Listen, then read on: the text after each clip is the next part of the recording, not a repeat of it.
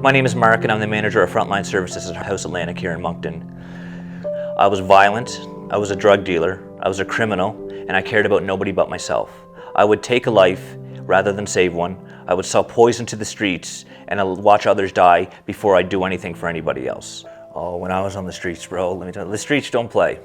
The streets are no joke. It doesn't matter who you are, how old you are, where you're from, or who you know. The streets are no joke, and for me, it was about survival. And for me on the streets, at that time in my life, because of the trauma I went through growing up, for me, living on the streets, three main things were important to me. I wanted to be feared because I wanted to be safe. I wanted people to like me, and I wanted approval. And I hustled every day, seeking those approval from things that would just harm me. For me, when I was on the streets, I always craved safety because I had abuse in my childhood. And so for me, if I want to be safe, I thought, who does nobody mess with? And that was the people that were dangerous. That was the drug dealers, the people that were violent. So that's what I became. I became a drug dealer. I became violent. I wanted approval. And who did everyone approve to? In the crowd I was in, it was the drug dealers. It was the people that had everything everyone else wanted, who had the money and the flashy cars and the flashy stuff. So that's how I gained my approval. And that's how I got to be liked. And my need to be liked and my need to be accepted just drove me into that lifestyle even more, because I had not yet learned where to get the need, where I should get my approval, where I should get my acceptance, which I learned later in life. What led me down, the paths I went down and through my life, like the drugs, the drinking, the partying, the time in prison, the violence, everything that I went through, it all went straight back to those things: the need for approval, the need to be accepted, and the need for safety. Those drove that out of me. Because of the lifestyle that I was into, to get those three things, was a false sense of security. I thought I was secure in that way because people were scared of me. I didn't just traffic in drugs, I trafficked in fear. And that's how I controlled people. I controlled people because they feared me. And that led me straight to those prisons. It led me to drug-fueled binges because I wanted everyone to like me, so I'd supply the drugs. And we'd have big old parties, and we'd start in one city, and I'd wake up a week later in another city, in a strange place with strange people. And it also led me, with the trafficking, to getting busted twice, to spending up to 8 years in federal maximum security prisons. It led me down all these different roads where I thought I was getting this false sense of security and safety from living this lifestyle. Instead, I was getting shot 3 times. I was getting stabbed more times than I can count. I was getting kidnapped, I was getting tortured, and I was doing all those things to other people. See, the funny thing, through my whole life, I've had praying parents. And I had a praying family that always wanted me to get better. And I always had this need inside of me and this inkling that this is not who I want to be. And so, like, I've been to detox through all this time in prison and on the streets and hustling and doing everything I did. I've been to detox 51 times. I've been to every recovery program east of Ontario. And so I always had this little inkling that I wanted something different for my life. And it wasn't until 2020 when my daughter was born. And I remember I went to the hospital when she was born. I was high at the time. And so I was there for her birth, and then her mother told me to leave and not to come back if I was going to be like that, and that just broke me. And I just wanted to be part of her life. And then so I started calling recovery programs, Harvest House Recovery Program, wanting to get in, and they kept giving me dates, say, this is your intake date, you can go to detox and come on this day, and I wouldn't show up. Every single time they gave me a date, I wouldn't show up. And my last real memory from this part of my life that I can remember some details about, was I was outside of my house in St. John and I was in a gunfight. Someone was shooting at me and I was shooting at them, and I remember looking down the sights of my gun and I'm seeing their face, and I'm thinking to myself, either I pull my trigger and this person's gonna die and I'm gonna go to the prison for the rest of my life, or he's gonna pull his trigger and I'm gonna die and then I'm gonna be dead. And then I blacked out. I don't remember anything else until waking up the next day. My house is riddled with bullet holes, and I picked up the phone and I called the Harvest House and I said, if you don't get me in detox today, take me off your list and I'm gonna be dead. That's it. And they got me in detox a few hours later and off to the recovery program after that. I mean, the hardest part about change, and change is always hard, especially for those that are on the streets and especially for addicts, we don't like change. Change is never something that's easy for us. We gravitate towards what's familiar, from what's comfortable. And change is not comfortable or familiar. And the hardest part about this change was accepting that what I wasn't doing wasn't working, and to swallow that pride that I don't know better, and that there is another way, and to let someone feed that into me and guide me.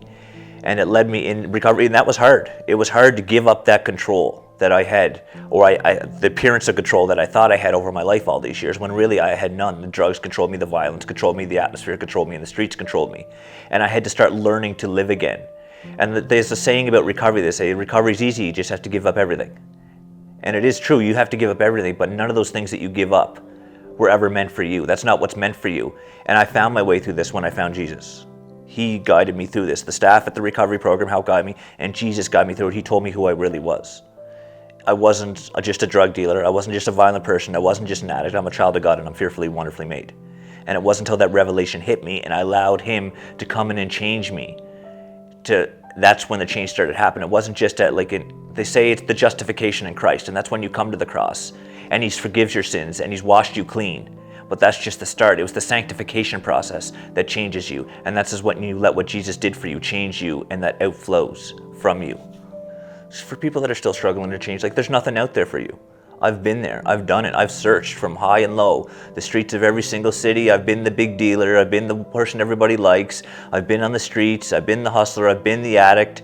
I've tried all those things. There's nothing there for you. It leads to jails, it leads to death, and it leads to defeat. That's the only way out of this life. And there's no other way out. But for me, it was coming to Jesus. You have to decide that you are worth more. And I can guarantee you 100% that your worst day sober will be better than your best day when you're high. You have to let that change come to you, and you have to for me, and for what I suggest, you have to let Jesus change you. For me, that was the way. I tried every program from Ontario all the way east to the Atlantic Ocean, and none of them worked for me until I found Harvest House, and Jesus came into my life and he changed me, and that's how I did it. And I'm not saying that's the only way. That was the only way for me, and I think that's the only true way to do it. But either way, you got to try to get out, because there's nothing left on those streets. I made it out, and now I'm a living testimony that you can live it out. And I work back in these streets. I manage a homeless shelter on High Street in Moncton, and I deal with the lost and the broken on a daily basis. Where I work with frontline services, that's where chaos and the instability and the insecurity of the streets, it meets that bit of hope. And I see the people that used to be me. And so when you're going down the street and you see the people that are homeless on the streets, and the addicts and the drug dealers and the people going to jail, I don't see that when I see them. What I see is another frontline worker. I see me, and I know that it's possible to go out because I did it. And so that's what I try to make sure that other people understand, that if I can do it, anybody can do it. I think it was that series where it would have to be the last gunfight that I had. It would have to be where, I don't know if I was necessarily sober at the time, but I knew it was life or death. I was about to take someone's life, and I was ready to do that. And the realization that the kind of person I was at that time of my life was, if you made me angry, I would shoot you in the leg and walk away, and I wouldn't think twice about it. I wouldn't care. And at this point in time, I was looking down the sight of that gun, and I knew that I was ready to take another man's life, and he was ready to take mine. And at that point in time, and that's when I blacked out. And I came through the next day, I woke up and I said, this isn't me. I was ready to kill someone the night before. I was going to kill him, and I wasn't going to think twice about it, and it's just because it was me or him. And because I thought that's what I needed to do. And it was at that moment where I said, I got to change. Through the Harvest House Recovery Program, through finding Jesus, and through seeing another way out, now I'm a changed person. Now instead of being the person that everyone's scared of, they're coming to me for help. Now instead of being the person selling the drugs that are killing the people on the street, I'm the one running up the street to Narcan them to save their life. Now instead of being the person that's fueling the drug addiction on the streets, I'm the one helping them get into recovery. Instead of selling the poison to people on the streets that are keeping them homeless, I'm helping them get housing. So instead of dealing death, I'm dealing hope.